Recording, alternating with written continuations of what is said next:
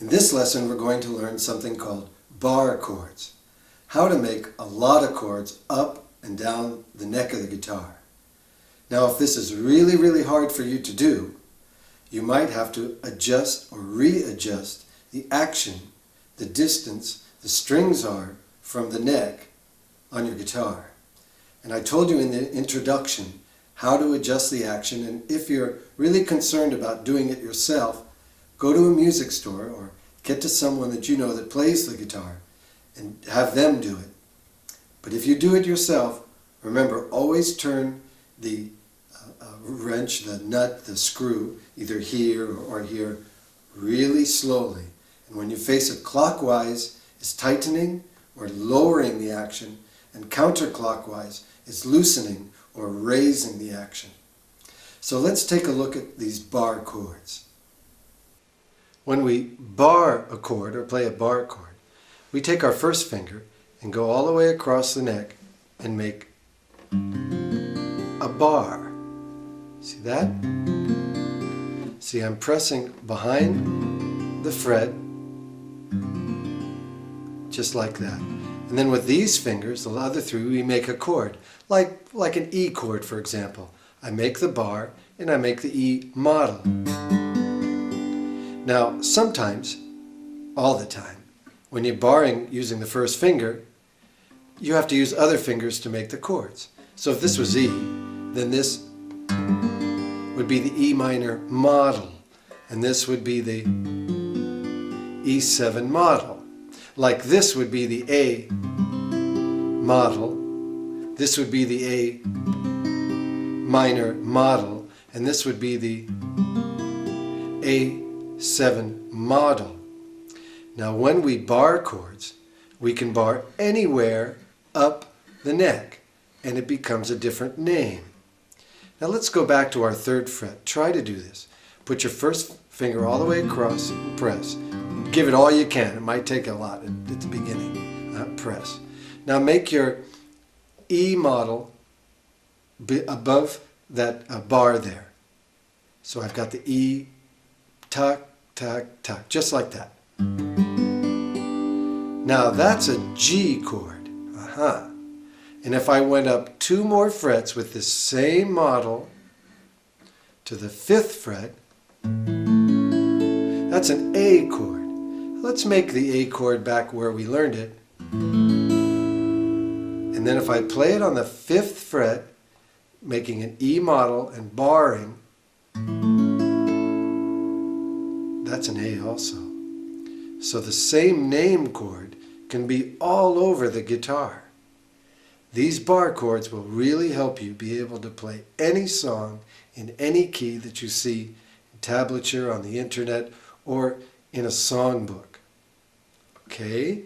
So let's go back to this 3rd fret. This is G when I make the E model on the 3rd fret. The E minor model with the barring the 3rd fret is G minor. The E7 model barring the 3rd fret is G7. Now let's take a look at a chord diagram and explanation of what chord would be what up and down the neck.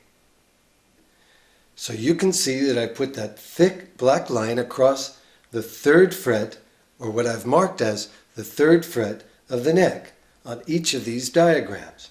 That's the bar from your first finger. Then on the G chord there, we played the E model using the 3rd, 4th, and 2nd finger. On the G minor chord, you only use the 3rd and 4th finger, and on the G7, the 3rd and 2nd.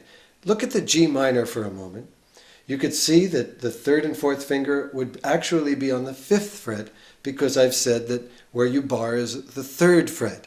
You can measure everything up from that 3rd fret. So in one bar, we make 3 different models that give us 3 chords, which is actually the 3 families of chords. G, which is G major, G minor, and G7, major, minor, and 7th. Now let's take a look at what the names of these chords would be up the neck and down the neck. Now let's say that this is the low E string, and we'll name our chords based on the E string. Look at the third one down and you can see that it's G. So that's the third fret. There, with our G, we make G major, G minor, and G7. Now let's look at the fifth one up. 1, 2, 3, 4, 5, and that's A, going down from F. Then if you make the A with the E model, it's A. If you make a bar at the fifth fret where A is and make the E minor model, it's A minor.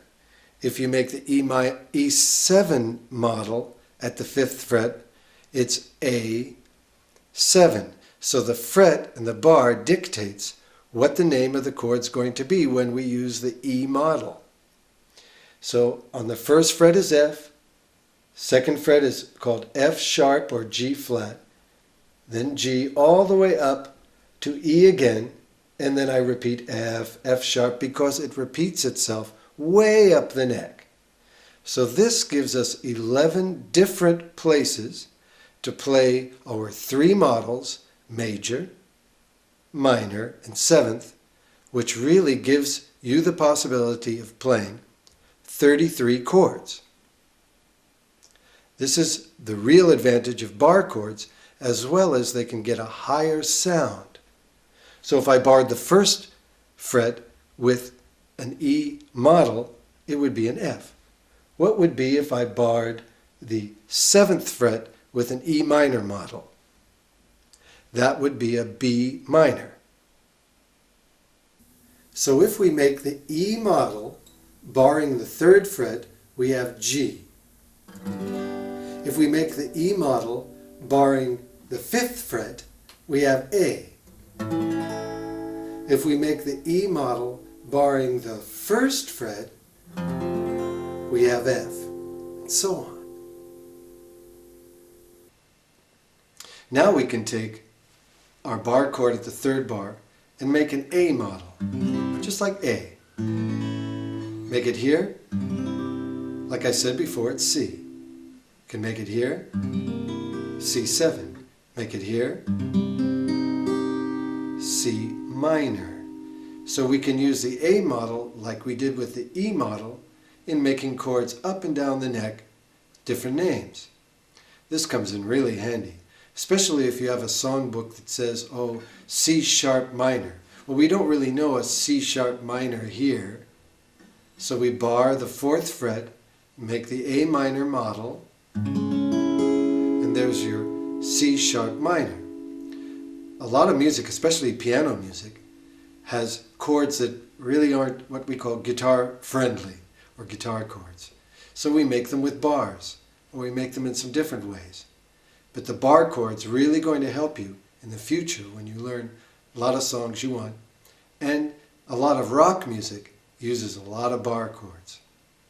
So let's take a look at the models on a chord diagram of these C's using the A model.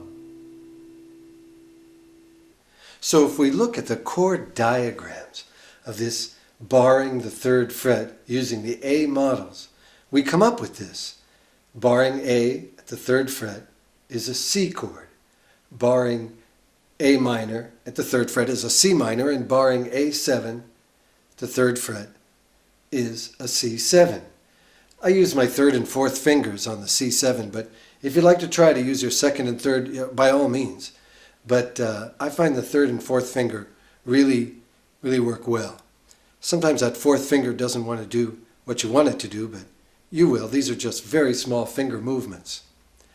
So let's take a look now at the string A and where we can name all the chords using the A models up and down the neck. So just like we did with the E string, because we're using the A chord, the A string really helps us identify what the names of each chord using the A models up and down the neck when we make bars. Now there's the C chord, the third fret up the neck, and we barred the third fret and made our variety of C chords. Now if we went to the 5th fret, there's a D. I bar the 5th fret and make the A model, the A minor model, or the A7 model, and I get D, D minor, or D7 respectively. Then you could see the 7th fret, I get an E chord using the A model, barring the 7th fret, or if I make the A minor model, barring the 7th fret again, I have E minor. So it's a system, and you'll really understand it once you work with it for a while and experiment and find some of these chords. Get out a song book or look on the internet for some songs by piano people. Pick any artist, and especially a pop artist or country or folk, and then see the chords they're playing and try to make them on the neck. Experiment. Take our songs and experiment.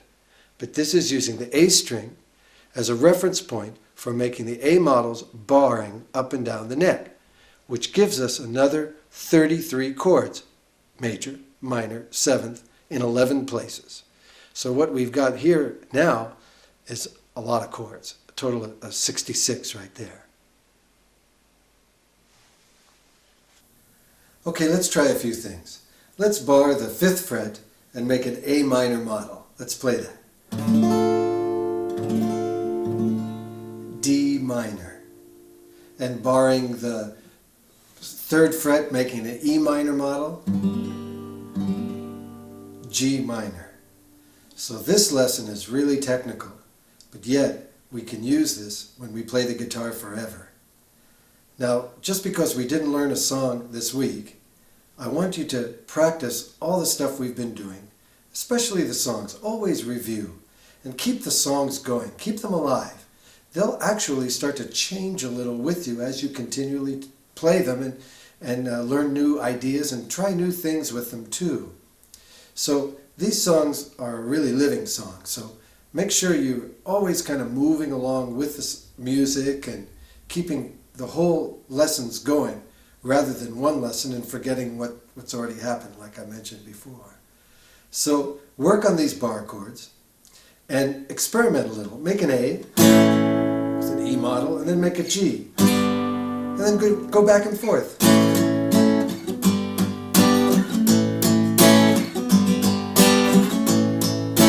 And so on. Experiment with them. We're going to use bar chords now for the rest of the songs, or almost the rest of the songs. So make sure you practice and be real patient with yourself about this.